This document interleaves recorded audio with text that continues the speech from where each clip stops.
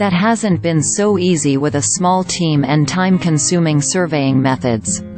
He says the goal is to start with reefs later this year, and eventually survey the entire lake system. We might find some limestone ledges, we might find large log clusters, things where the habitat might cause fish to congregate, Hessell said. Then we can see how those, within the system, operate and do more of a basin-wide assessment. Hessell says that's important to understanding how aquatic communities move and interact. We're finding out that the difference between West Grand Traverse Bay and East Grand Traverse Bay are almost as different as Green Bay and Leland. There's a genetic difference in some fish. The way fish move are different, he said. These areas are so close to each other, but the fish are just not doing what we originally expected. Video sampling is a step to helping researchers understand those differences. Hessell says camera research is well established in marine fisheries, so we're trying to bring that to the Great Lakes system in a cost-effective way. He says the band's surveying is currently done with gill nets to collect important data like fish maturity, sex, age and weight. But that method removes fish from the ecosystem.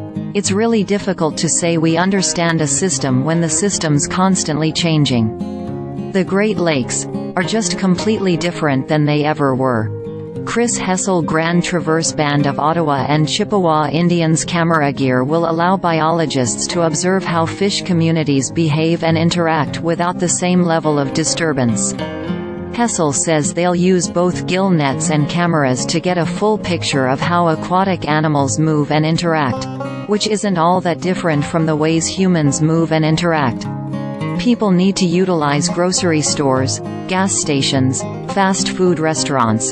So you have these different components within urban development where you have people utilizing different facilities for different needs, Hessell said. He says fish do the same thing, using different areas for different amounts of time and for different reasons. But we just don't fully understand how or why. Gill net sampling, he says, is like sampling the dynamics at one grocery store on one day.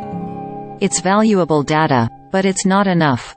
With cameras, we can sample multiple habitats within the same day, Hessell said. It definitely allows us to get a broader understanding of the area within a single time frame. He says the cameras, which will be GoPros mounted on pods and submerged for about 40 minutes at a time, could sample as many as 20 sites in a day. In other words, it's like getting a glimpse into who's shopping at different grocery stores on opposite sides of town at similar times of day. Hessell says having that raw data over many years will be invaluable. It's really difficult to say we understand a system when the system's constantly changing, he said.